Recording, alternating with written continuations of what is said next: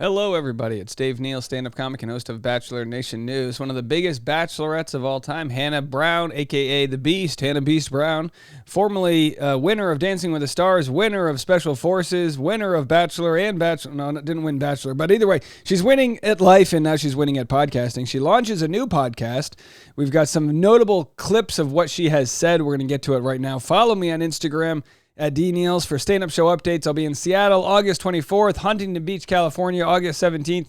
You can get tickets to Seattle and Huntington Beach pretty soon right there at a link in the bio. All right. Also, patreon.com/Dave Neal for behind-the-scenes bonus content. And every afternoon, the massively popular podcast, Bachelor Rush Hour, can be available. Speaking of podcasting, the game ain't easy. But when you have 1.7 or 2.7, however many million followers she has, chances are she's going to do just fine. I haven't looked at the data on her ranking in the podcast world, but we're going to get into that, and we're going to share what she's saying. Plus, we've got clips from her on the Off the Vine podcast with Caitlin Bristow, where she says, I don't even think about Jed anymore. So we'll get into all of that. I tell you what, let's start with the podcast she did with Caitlin Bristow here. It was very interesting to hear two former bachelorettes talk about the need to feed the Bachelor audience.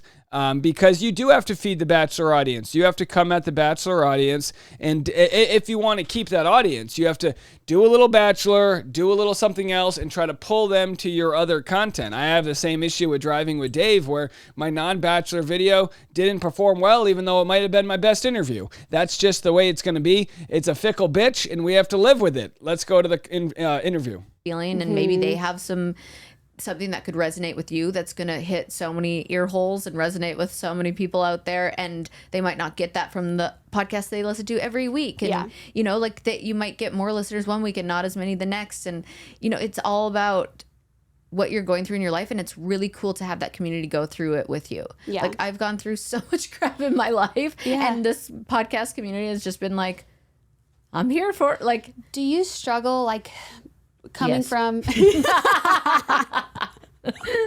I do. Yes. Do you struggle with because I've done like a lot of research. I'll go like down rabbit holes of like people, why I'm like interested in this certain podcast and what they do.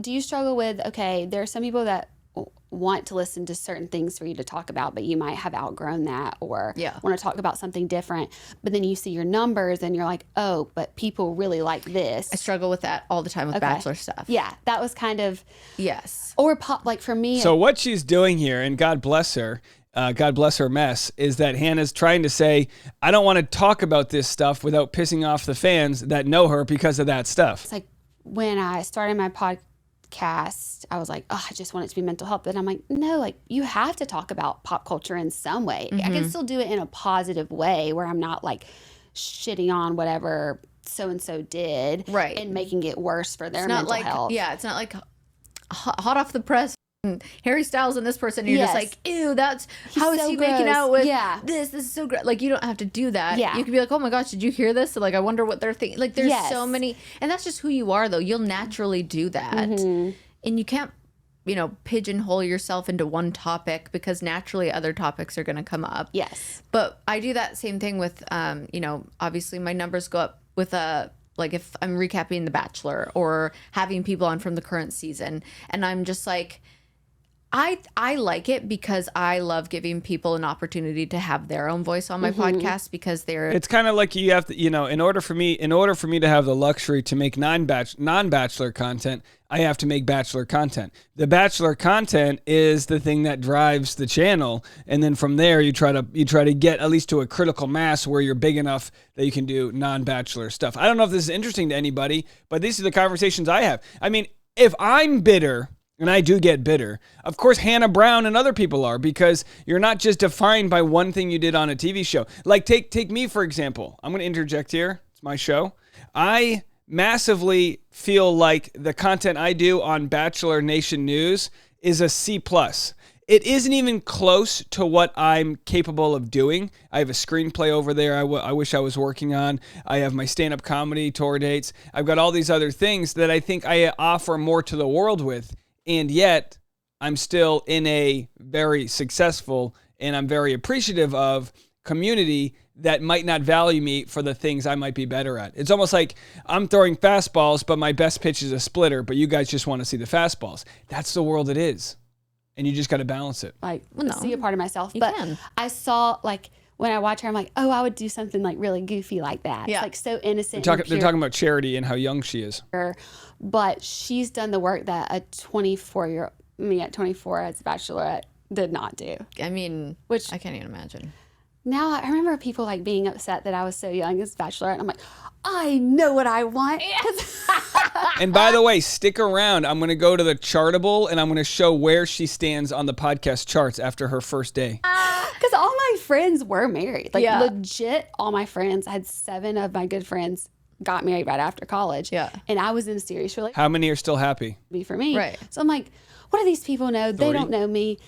And now I'm like, like 24 is pretty young. 24 is pretty young to be dating on a television show to get married. Yeah. So fascinating to see Hannah Brown realize that she was too young. No one knows it in the moment. In the moment, we all think we're the perfect age, but in hindsight, you go, "Oh, I didn't even know who I was." Yeah, it's like different than just dating in your hometown and maybe being ready. It's such a weird experiment almost. Yeah.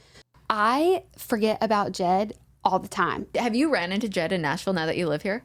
No, but one of my best friends was his flight attendant the other day. Stop. And it was so funny because she sent me, oh my gosh, guess who's on my flight? And I was just like, that is hilarious. But no, I have not ran into him. Yeah.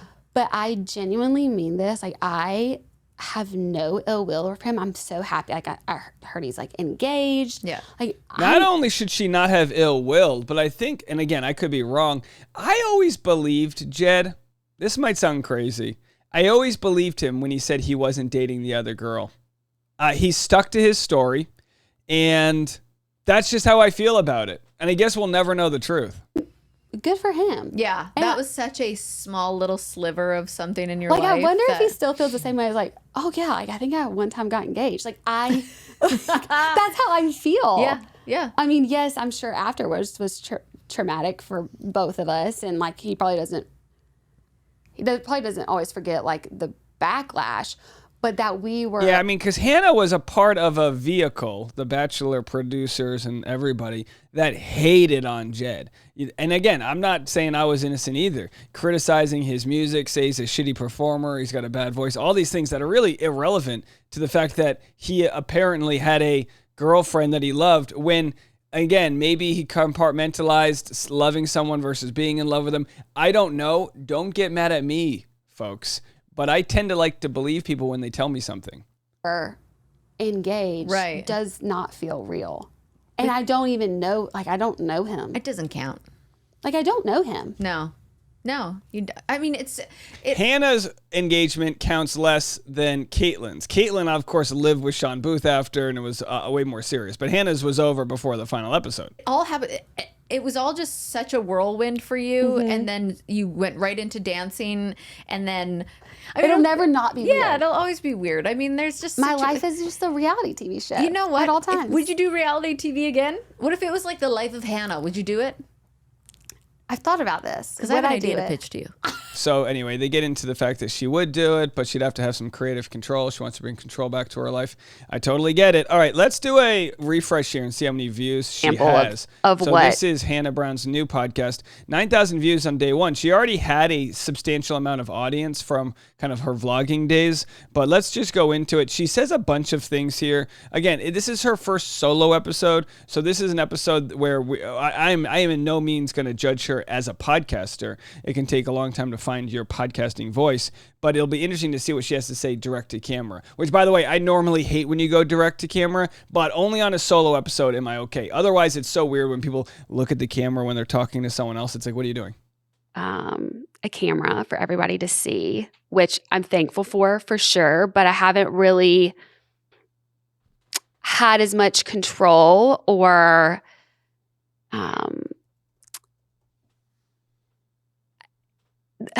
I don't want to say like, I just haven't been in control of the conversation and really gotten to choose what you guys see and what you don't. And not that I have anything to hide on this podcast. I actually want you to see the real me, but that's the whole thing. When I like this picnic table she's dressed as. It looks like she might be at the same set that Sean Booth films at. Of course, they're all in Nashville here. Very interesting set here, the Between Two Ferns look. Like I said before, I've said this before, my only criticism of the set audio is pristine, is that it's too dark in the background, so your guest kind of falls into the background. I would light the curtains, and I would probably just change the color of them so you can like get your guest to pop off the screen. I've had some of these experiences that you guys feel like you really know me. You know like a part of me. And with this podcast, I want to be able to be even more vulnerable and real and show different sides in different conversations. She's like, I don't just have sex in a windmill. I'll have sex in other forms of, whatever. Years, I moved from Tuscaloosa, Alabama to California, which was a very big move. Definitely didn't start out going to another, just a little bit bigger town, maybe a city. Wow. No, I go to one of the biggest and craziest cities in America, but I loved it. I feel like I found myself there, questioned myself a lot there. It was the best and absolutely hardest times of my life. But I am now in my new home of Nashville, Tennessee. We moved this spring. And when I say we, I have been dating my boyfriend, Adam, for about 2.5 years now. So she moves to Nashville with Adam, which is interesting because he was working in the entertainment world. And I've had this thought I've considered. My wife and I have flirted with the idea of moving to Nashville. Why, you say? Well, because there's, for one thing, no state income tax, but more so because the homes are more affordable than they are in Los Angeles. What $1 million can get me in LA is 1,400 square feet in a bad neighborhood. What $1 million could get me in Nashville is a 4,000 square foot home with a pool. You know what I mean? So there's, that's and also closer to family and things like that. So I understand them moving to outside of California. If they can't make it there, how could I? You know what I mean? Something that has really tested my confidence in myself. I feel like I've had to really battle imposter syndrome. And imposter syndrome, of course, comes when you're sort of given things that you don't feel like you deserved. And that's not always the case. We could look up the proper definition, but Hannah was catapulted to success. She's catapulted there by being on a dating reality show. She's held on to that success, but she also got that success, and I think she would agree, during a time which was the most lucrative time in the world to be an influencer on The Bachelor. She was able to, put it this way. If she was able to get 1.7 million 2.7 million Instagram followers. I know they didn't all come from The Bachelor. And then someone like Courtney Robertson, who's going to be a guest on my podcast this weekend, only has 60,000. Is Hannah Brown worth X amount of times more than Courtney Robertson? No, Courtney Robertson just was on the show before, and you might be, who's she? Well, that's because she was on the show before Instagram became as big as it was. So Hannah Brown not only went surfing, she went surfing when the waves were the biggest and the best, and she rode that wave. And, it can lead to an imposter syndrome because it's like, does she feel like she deserves to be a New York Times bestseller? Does she feel like she deserves it? Probably not. Probably not. Especially with this podcast of why do I think I have something to say? And exactly, will somebody listen? And can I actually finish a sentence? Because in real life, that's always hard.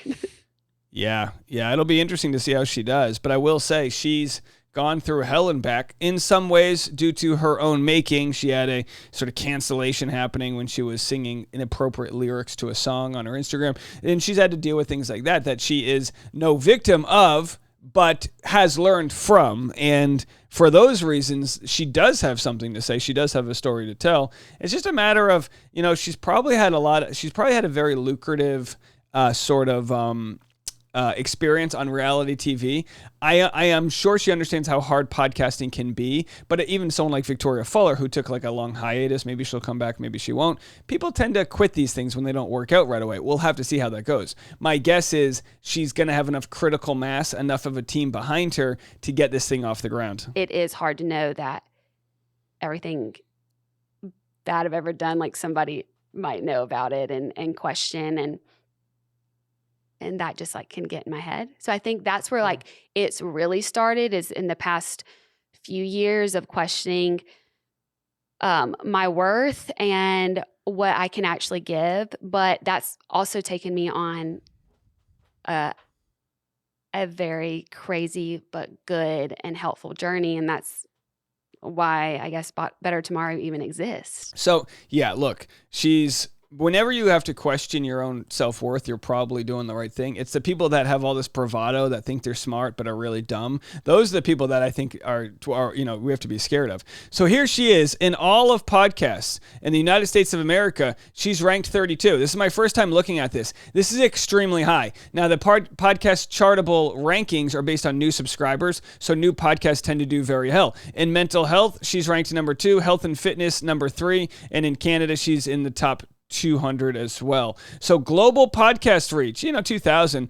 but this is very high. She's got 162 ratings, 4.8 stars, Roll Tide. There she is. Let's see if there's any other. Clearly, she's got a couple bad reviews here because that's how people are.